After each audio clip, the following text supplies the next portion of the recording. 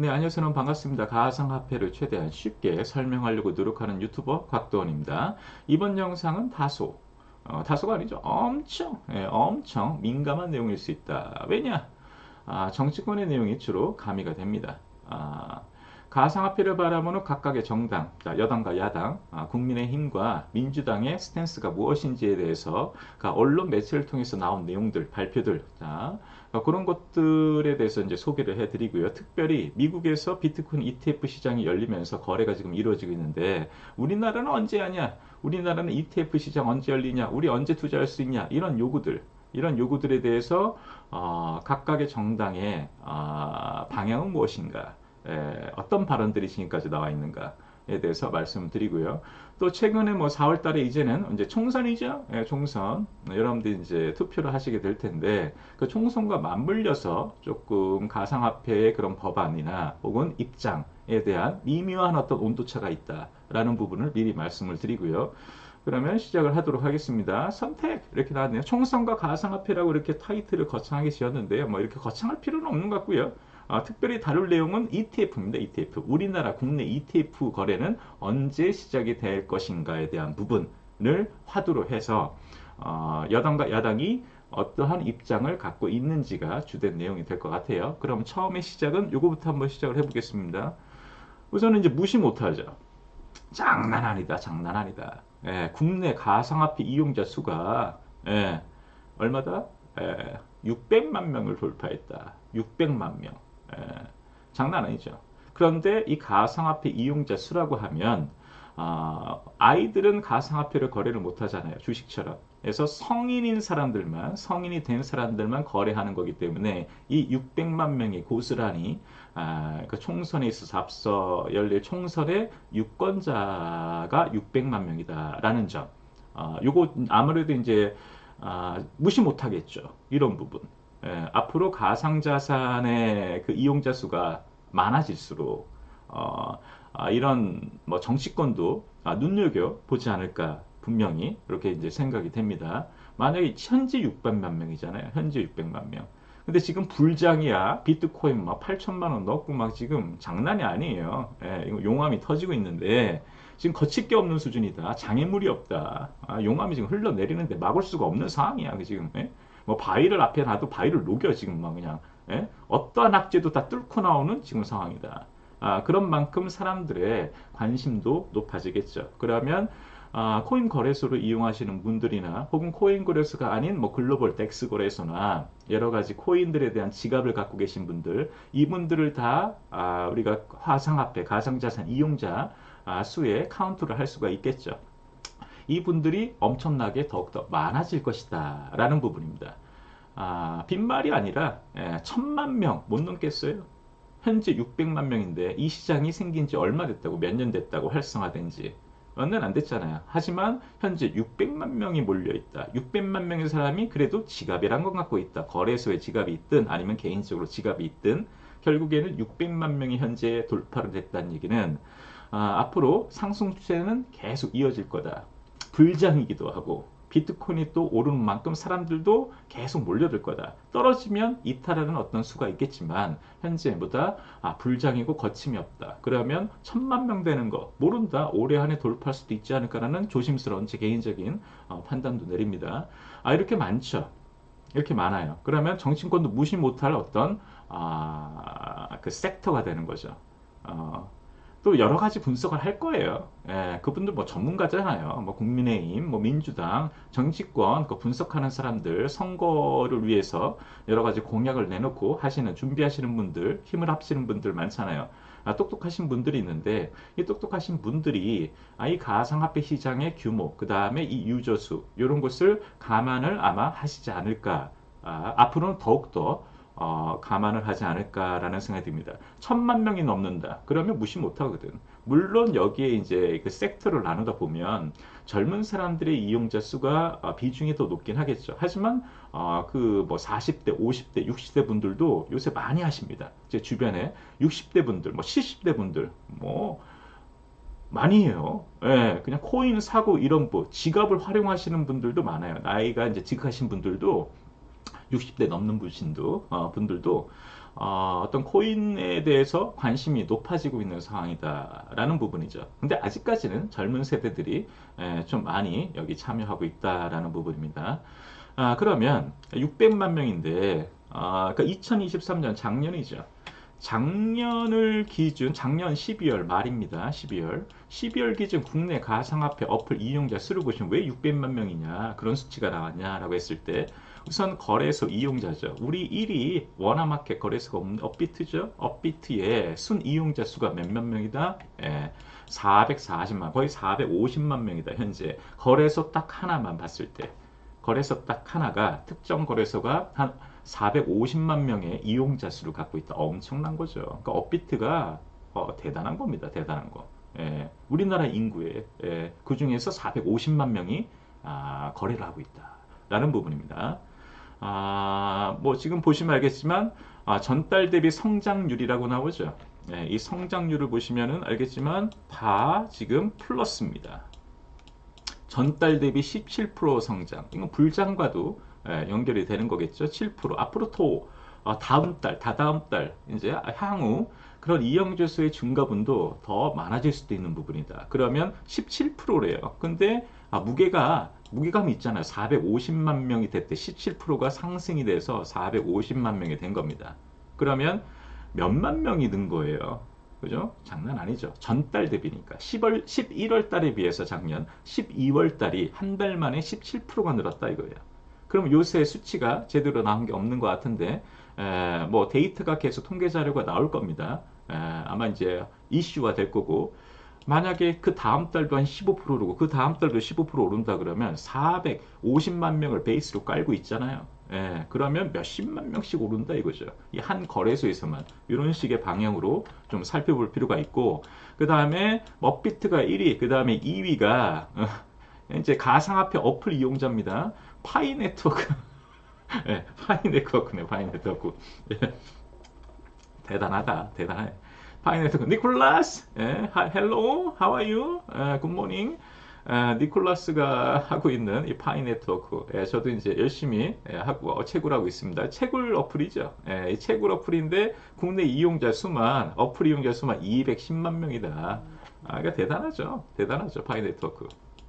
이것도 여기 카운트가 된 겁니다. 근데 이제 이렇게 보시면 돼요. 다 합치면은 뭐 1000만 명 이상 될 수도 있죠. 400만 명, 200만 명, 170만 명, 70만 명 합치는데, 근데 여기에 중복 이용자 수가 있으니 그걸 좀 감안을 했겠죠. 그래서 현재는 한 600만 명 정도 된다라는 개념으로 보시면 되겠습니다. 빗썸 많이 올랐죠. 26%. 막 이런 식으로 나오고 있다. 외국계 거래소도 많이 이용하죠. 바이빗, 뭐 그다음에 바이낸스, 뭐 유명한 뭐 코인원도 있고요. 페이코인, 빗썸, 뭐 이렇게 다 있네요. 자, 이렇게 지금 대중화되어 있다라고 말해도 무방하겠죠. 그리고 나서 이제 이런 내용도 봐야 되는데, 앞으로도 많아질 거다. 더욱더 무서운 것은 이 가상화폐 이용자 수가 앞으로도 더욱더 증가할 것이다. 그러니까 소홀히 하면 안 돼요. 이 방송을 정치권의 어떤 관계자분께서 보실지 모르겠지만, 가상화폐 이용하는 분들에 대한 어떤 정책을 펼칠 때 감안은 하셔야 된다. 이제는 무시할 수 없고 소홀할 수 없는, 소리할 수 없는 이제 때가 이미 됐다 이거죠. 현재도 600만 명인데, 그렇잖아요. 이제 1000만 명? 제가 보기엔 넘을 거야. 시간의 문제다. 시간의 문제. 지금 같은 불장이면 그 시기가 엄청 빨라질 수도 있다. 그럼 정책을 뭐 이렇게 예를 들면 플랜을 짜고 각 정당에 계신 분들이 우리 코인 하시는 분들 뭐 이거 사기성, 투기성 이제는 그렇게 말할 수가 없는 부분이 되지 않을까? 이거 무슨 뭐 일확천금을 원해? 그쪽 주식만 하시라니까? 뭐 이렇게 말씀하실 생각이 드신 분들, 주식 시장이나 좀 키우자 뭐 이런 분들, 이제는 뭐 가상화폐 시장도 무시 못하는 거예요. 왜냐하면 주식 보유자 수는 1000만 명입니다. 우리나라의 주식 보유자 수가 뭐 삼성전자 주식 가지고 있고 보유자 수를 총 합쳤을 때 한 1000만 명 정도 됩니다. 재작년에 900만 명인가? 그런 통계치를 봤는데 지금은 1000만 명이 넘는다. 그럼 1000만 명이면 우리 그 코인 유저 수는 몇 명이에요? 600만 명. 주식 보유자 수 1000만 명. 주식은 완전 제도권화. 600만 명이 파이가 있는 우리 가상자산 쪽은 아직도 법이 없다. 법은 언제 나온다? 아직 법이 없는 상태다. 가상자산, 콘이라는 그 단어가 드러난 법률 자체가 없다. 7월 달에 나온다. 가상자산 이용자 보호법이라고 7월 달에 시행이 된다. 초안은 나왔고 지금 조율 중이다. 보완해서 나올 것이다. 지금 그런 상황이죠. 그러니까 지금 작금의 시점에서는 법안 자체도 없는데 유저수는 60%야. 주식 보유자 수는 60%까지 따라왔다 이거죠. 넘어갈 수도 있어요. 그런 사태가 벌어지면 어떻게 될까? 모르는 거죠. 예? 어쨌든 이런 어떤 사실이 지금 깔려 있고요. 그러면 이런 내용을 봐야죠. 이제 ETF에 대해서 이제 말씀을 드릴 거예요. ETF, 가상화폐 ETF. 이게 또 총선과 또 좀 맞물려 있는 느낌이 있습니다. 4월 총선을 앞두고 정치권 안팎에서 비트코인 현물 상장 지수펀드 허용을 둘러싼 논란이 있다라는 기사가 많이 나오더라고요. 예. 그러니까 요거에 대해서 우선은 스탠스를 각각의 정당별로 좀 살펴보면은 이러한 입장을 현재까지입니다. 앞으로 어떻게 변할지는 모르겠죠. 예. 갑자기 뭐 보수적이었다가 과감한 대담한 어떤 정책이 나올 수도 있고 좀 오픈되고 열린 어떤 그런 스탠스였다가 갑자기 보수적으로 갈 수도 있는 것은 누구도 모르는 거니까. 근데 현재까지 나와 있는 정치권의 그 입장은 차이가 있습니다. 보시면 알겠지만 더불어민주당 같은 경우는 ETF의 국내 발행과 상장, 거래를 모두 허용하겠다는 공약을 발표를 했다라는 부분이죠. 이제 총선도 앞두고 이 총선 전에 이러한 공약을 발표를 했습니다. 그런데 국민의힘의 같은 경우는 어떠냐? 가상자산 제도화 필요성에 공감하면서도 제도화라는 것은 끌어들이겠다는 거잖아요. 허용해주겠다는 넓은 의미로 좀 보시면 긍정적으로 보시면 될 것 같아요. 하면서도 ETF 투자 허용이 국내 자본시장 발전을 저해할 수 있다는 점을 우려하고 있다라는 표명을 했어요. ETF 투자를 허용하는 것이 자본시장 발전을 저해할 수 있다. 이것은 주식시장에 좀 마이너스가 아닌가라는 그런 스탠스를 언급한 주요 정치권제 관계자분의 말을 인용해서 이제 기사가 나왔었는데 그거 제가 따온 겁니다. 여러분들의 생각은 어떤지 모르겠지만 현재 나오는 바는 조금 이런 형태다. 좀 더 구체적으로 살펴보면 더불어민주당부터 살펴볼게요. 여야는 비트코인 현물 ETF의 국내 투자 허용을 둘러싸고 뚜렷한 입장차를 노출하고 있다. 뚜렷한 입장차라는 거고요. 먼저 민주당 정책위원회는 지난 21일 총선 공약 중 하나로 비트코인 등을 기초자산으로 하는 현물 ETF의 발행과 상장, 거래를 허용하겠다. 민주당은 하자. 물론 이제 현재 정부 당국의 금융당국이 있잖아요. 금융위원회, 그 산하에 또 금융감독원도 있고요. 지금 발빠르게 움직이고 있는데 7월 달에 시행이 되니까 관련 법안에 대한 보완, 그 다음에 시행을 위한 준비 작업, 여러 전담 부서를 새롭게 창설을 하고 인력들도 지금 채우고 있고 지금 준비 중이고 있는 거예요. 그런데 이 금융당국의 지금 스탠스도 좀 애매한 면이 있습니다. 개인적으로 봤을 때는 ETF 관련해서는 그 제도권으로 이미 들어올 것 같아요. 예상은. 왜냐하면 7월 달에 법 시행이 되니까 코인이란 단어가 들어간 가상자산인가 단어가 들어간 그런 법안이 나오잖아요. 이용자를 보호하기 위한 법안이 나온다. 그거에 맞춰서 그러니까 이 시장은 움직이면 돼. 그러면 법의 테두리 안에 있게 되니 그 법의 테두리 안에서 규칙 안에서 우리가 운영을 하게 되면은 결국에는 문제가 없죠. 그리고 어떤 문제가 생겼을 때 지금처럼 자본시장법을 좀 들이내면서 코인이란 단어도 없는 자본시장법, 기존의 자본시장법을 들이내면서 어떤 법률적인 판단을 내릴 수밖에 없는 그런 모호한 상황, 이런 상황이 없다는 얘기죠. 왜? 코인이란 법이랑 코인법이 나오니까 그때는 이제 7월 이후에는 문제가 안 된다. 시행되기 시작. 근데 지금은 시행이 안 되고 있는 거죠. 7월 달부터니까. 그래서 지금 금융위에서 7월 달에 법안이 시행이 되면서 그 다음에 근데 ETF라는 게 또 이제 문제가 되는 거, 고민이 되는 거예요. 금융당국도. 솔직히 보면은. 왜냐하면 우리는 법 자체가 없는데 그렇잖아요. 우리는 현재 법률 자체가 없는데 ETF, 비트코인 ETF 시장을 우리 주식거래에서 허용을 해줘야 되냐, 이런 부분 골치 아픈 거죠. 그래서 금융당국도 금융감독원의 금융위원회도 지금 뚜렷한 어떤 방향을 제시를 못하고 있다는 부분입니다. ETF 관련해서는. 그러니까 스탠스를 조금 같이 하는 것 같아요. 여당이. 예? 국민당과 여당을 뭐 그냥 한 팀이라고 쳐야 되나요? 예. 어쨌든 결국엔 좀 스탠스가 비슷한 부분이 있다. 국민당국이 뚜렷한 어떤 라인을 만들지 않으니 뼈대가 없으니까 여당 국민의힘 자체도 약간 보류하고 있는 입장이 아닌가라는 생각도 들기도 하고 여러분들의 판단에 맡기겠습니다. 자, 그 다음에 밑에 민주당 그럼 어떻게 되냐? 더불어민주당부터 제가 말씀을 드릴게요.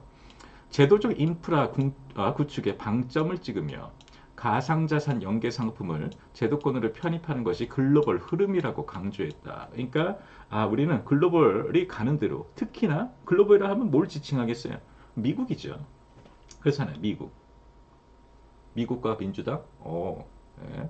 자, 미국의 그런 방향, 글로벌 방향 아니냐?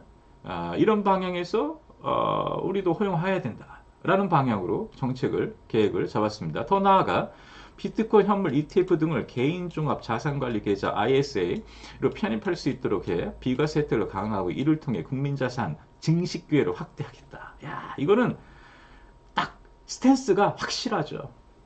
가상자산 이용자들을 위한 법안이다. 이거죠. 정책이다. 예. 이쁨 받기 위한 어찌 보면 너무 좋은 거잖아요. 우리 이용자들 입장에서는 가상자산 관련돼서 우리가 관심이 많으신 분들이라면 요 민주당의 요 스탠스 나쁠 게 없죠. 지금 상황이 국민자산 증식 기회. 예전에 한 1년 전이었나요? 부동산 가격 뭐 엄청나게 뛰면서 젊은이들 문제, 그 다음에 뭐 영끌해가지고 부동산 사고 뭐 그랬을 때 뭐 그 부동산 가격 그러니까 하락되기 전에 엄청나게 뭐 강남에 집은 뭐 30억, 50억 막 하고 뭐 웬만하면 10억 넘고 아파트 가격이 막 이제 그랬을 때 그 젊은이들의 어떤 그런 뭐랄까요? 발언들, 주장들, 그다음에 그런 것들이 많이 이슈화될 때가 있었습니다. 그러면서 세대 간의 어떤 갭, 이런 것도 많이 불거지고요. 부모님 세대는 뭐 이러면서 일하면서 집을 살 수 있는 그런 때였지만 우리는 일해봤자 집을 서울에 집 한 채 살 수 없다. 우리는 자산 증식을 어떻게 하냐.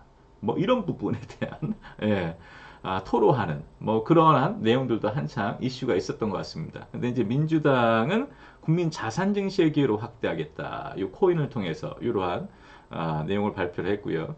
민주당 관계자는 연합뉴스와의 통화에서 22대 국회가 출범하면 자본시장법 개정을 바로 추진할 거. 자본시장법 개정이라는 것이 뭐겠어요? 이게 가상자산 관련해서 자본시장법에서도 당연히 보완이 이루어지게 수 있는 부분이 있지 않을까라는 생각입니다. 왜냐하면 7월 달에 코인법이 따로 나오기는 하지만 이 코인법이라는 것도 그냥 따로 덜그러니 그냥 저쪽에 있는 사이드에 있는 그런 법이 아니라 어떤 기준적인 법과 연결이 되는 것들이 있어야 될 거 아니에요. 그런 의미에서 기존의 자본시장법 이것도 손봐야 될 필요성이 있다라는 취지인 것 같아요.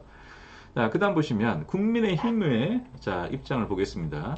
반면 여권은 신중론으로 기우는 분위기다. 조만간 민주당과 비슷한 내용의 총선 공약을 발표할 것이라는 일각의 관측과는 배치된다라는 부분이죠.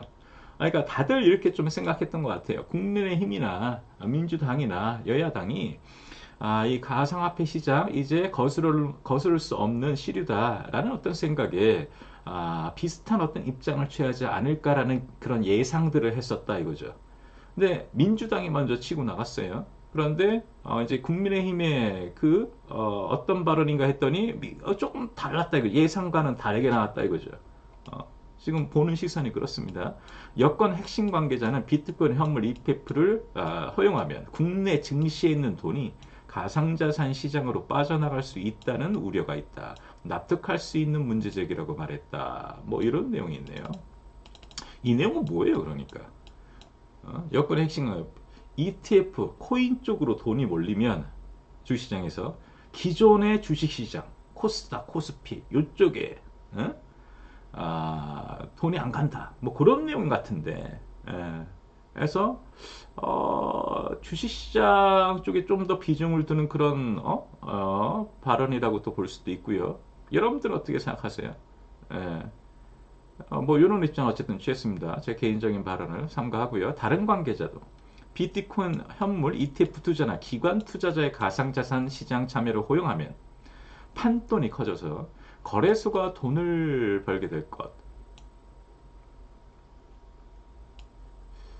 요게 이유라고? 예. 뭐 지금 뭐 그러면 주식 거래 업체는 그러니까 증권 업체들 있잖아요. 무슨 증권 무슨 증권 그분들도 다 그 업체들도 스스로 장사하는 거 아닌가? 주식시장으로 돈이 더 몰리면 원하는 바로 주식시장으로 돈이 더 몰리면 어쨌든 스스로는 그들이 먹잖아요. 근데 비트코인 현물 ETF 요거를 가상자산 시장에 참여하면 판때는 거래소가 돈을 벌 거야 돼. 이건 당연한 거 아닌가? 요게 돈이 몰리는 개념이면 모를까? 예. 뭐 제로섬 게임처럼 예. 뭐 100이라는 어떤 총량에서 이쪽에 가고 이쪽에 가야 되는데 이쪽에 너 갑자기 몰렸어 그러면 이쪽에서 빠지는 이런 개념으로 말하면 모를까? 거래소가 돈을 벌게 돼서 거래소만 배부른다. 이런 개념은 현재 주시장의 어떤 구조와 결을 같이 하는데 코인 거래소도 어찌 보면 거래 구조상 스스로 장사하는 거 맞잖아요. 예. 그거를 어떻게 제도권으로 편입해서 예를 들면 앞으로 이제 있을 뭐 어떤 과세 문제나 예? 주시장처럼 과세를 매길 것인지 예? 코인 시장의 경우 어떻게 할 것인지 지금 유예가 된 상태인데 그 법안 관련 법안도 이제 좀 꼼꼼하게 만들어야 될 이제 상황이잖아요. 어쨌든 뭐 이런 내용이 있습니다. 개인 투자자들의 투자 환경이 좋아지는 것으로 보기 어렵다. 나는 좋은데, 나는 좋은데 ETF 상품 쉽게 거래할 수 있고 여러 가지 파생 상품들이 나오잖아요. 구매 맞는 거 내가 고르겠다는 거 아닙니까? 결국에는 뭐 비트코인, 뭐 솔라나, 뭐 리플 합쳐서 세 개 상품 합치는 뭐 대장주, 뭐 ETF 상품, 뭐 이런 게 나올 수도 있고, 뭐 중소형, 뭐 국내 토종 ETF 상품만 나올 수도 있는 거죠. 국내 코인만 합쳐진 한 네다섯 개, 뭐 거기 뭐 용코인, PDT 뭐 이런 거 들어가고 예를 들면, 뭐 이런 식의 뭐 여러 가지 다양한 선택의 옵션들이 많아질 텐데 이런 얘기를 했습니다. 여당이 내부적으로 사실상 불허 방침을 세웠지만 사실상 불허 방침을 세웠지만 다양한 이해관계자 요구를 고려해 총선을 앞둔 시점 전략적 모호성을 내세우고 있다는 분석도 나온다라는 건데 제가 지금 계속 좀 약간 민주당 쪽으로 좀 치우치는 것 같은데 국민의힘 좀 객관적인 어떤 그런 모습을 좀 보여야 되니까요, 저도. 국민의힘 입장에 아직 뭐 틀린 말은 아니다. 어찌 보면 다른 시각으로 보면 틀린 말도 아니죠, 국민의힘 입장이. 왜냐하면은 금융 당국도 아직 뭐 결정을 못했어. 그건 팩트잖아요. 금융 당국도 이 ETF 상품을 어떻게 할지 어? 결정을 못 내렸어. 현재는 어떻게 됐다? 막아놨죠. 막아놨어요. 우리나라에서 그 영업을 못합니다. ETF 상품. 여러 가지 자산운용사들, 미국의 자산운용사들의 그 상품, ETF 상품들이 우리나라 사람들은 거래를 못해요. 예. 왜냐하면 금융위에서 권고라고 했지만 거의 강제죠. 다 눈치 보게 되니까. 결국엔 다 차단시켜놨다. ETF 상품 좀 살 수가 없는, 막아놨죠. 그래서 나오고, 원래는 자유경쟁 뭐 이런 개념으로는 다 풀어줘야 되는 게 맞는데, 인위적으로 지금 막아놓은 상태입니다. 그 이유가 뭐냐? 금융당국 입장도 지금 우리가 관련법이 없어. ETF 상품은 특히나 ETF 상품도 자산운용사가 관리하는 거기 때문에 여러 가지 요건들이 필요하다. 분명히 뭐냐 하면 이용자 보호의 측면에서 만약에 이제 ETF 상품 덜컥 샀다가 예를 들면 문제가 생기면 어떡하냐라는 부분. 왜냐하면 그게 정해져야 되는 거죠. 국내법으로. 어떤 예를 들면 예치금에 대한 뭐 신탁, 이용자 보호를 차원에서 혹은 보관해둬야 되는 그 돈을 다 자기 마음대로 이용할 수도 있는 부분이잖아. 그런 법안이 없으면. 그런 운용사가 또 제한 없이 들어오면 또 안 되는 부분이고요.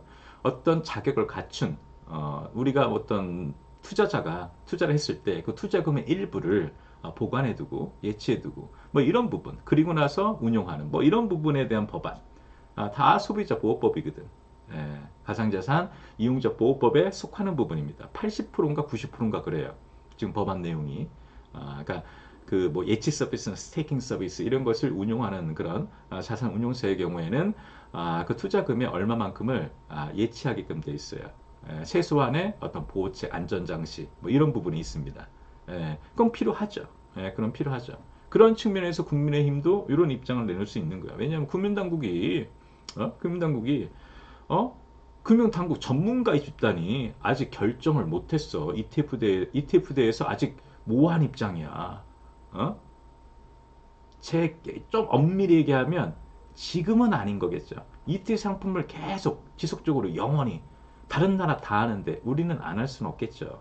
하지만 좀 시기적으로 지금 당장은 아니다라는 부분일 수도 있고요.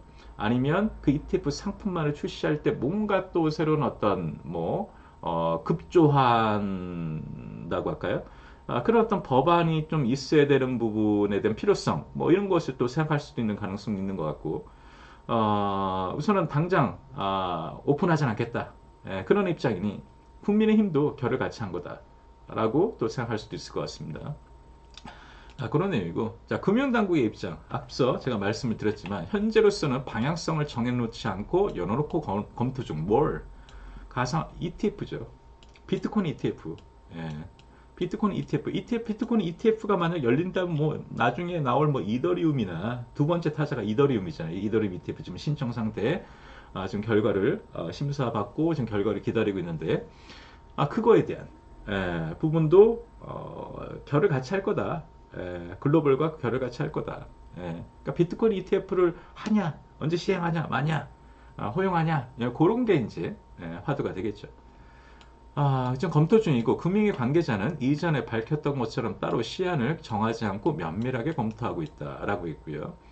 미국 증권위원회 SEC 겐슬러 자 지난달 10일 비트코인 현물 ETF의 거래소 상장과 거래를 승인하자 당국은 이튿날 국내 증권사가 해외에 상장된 비트코인 현물 ETF를 중개하는 것은 자본시장법 위반 소지가 있다는 유권 해석을 내린 바 있다라고 말씀했죠. 그래서 막아놨어요. 당국은 금융시장의 안정성, 금융회사의 건전성, 투자자 보호 등을 다각적으로 검토해 승리 여부를 결정할 방침이다. 이렇게 정식을 위반하는 사람들 입장에서는 뭐다? 이렇게 좀 보수적인 스탠스를 취하는 것이 맞을 수도 있겠다라는 생각도 들기도 합니다. 그런 내용이고요. 그럼 총선과 가상화폐 ETF 그 다음 내용은 뭐냐? 국민의힘 가상자산 공약 발표 않기로. 원래는 다 예상을 공약 발표가 돼. 왜? 민주당이 했으니까. 민주당이 했으니까 여당도 이 가상자산 관련해서 법안이 있어야 되는. 왜냐하면 필요성은 계속 대두가 되거든요. 요즘에 이제 피카 사태나 지금 남부지법에서 그 코인이 증권이냐 핵심을 찔렀잖아요. 찔림을 당했죠. 그래서 그거에 대한 어떤 판단도 다 나오게 판단에 대한 어떤 복잡함, 애매함, 고민거리가 생겼잖아요. 새로 이런 것들도 다 뭐다 법이 없어서 현재 코인법이 없어서 그런 사태들이 계속 대두가 되고 있잖아요. 지금 그죠? 문제가 지금 있으니 그러한 차원에서 가상자산 공약을 발표하지 않기로 했다. 좀 시간을 두고 좀 여물 때까지 좀 기다리는 부분인가라는 생각도 들고요. 지도부 충분한 정책 조율 필요, 신중론, 내부에서 부정행위 여부에 대한 검증도 영향, 이런 얘기 나왔습니다. 내부에서 부정행위 여부에 대한 검증도 영향, 이게 뭐냐면은 우선은 내가 깨끗해야죠. 예전에 이제 민주당의 김남국 의원 사건, 코인 대량으로 매수하고 매도하고 이것 때문에 큰 어떤 여파가 있었잖아요. 그런 의미에서 국민의힘도 자체적으로, 자체 의원들, 그 내부에 있는 의원들이나 관계자들이나 어떤 가상자산에 대한 법안을 발의하기 전에 한번 좀 알아봤겠죠. 그래서 문제 없을까? 코인 안 샀지? 이런 거죠. 코인 문제 없겠지? 한번 좀 이렇게 쑥 체크를 해본 것 같습니다. 국민의힘이 4월 10일 총선을 앞두고 가상자산 관련 공약을 발표할 가능성이 사실상 사라졌다.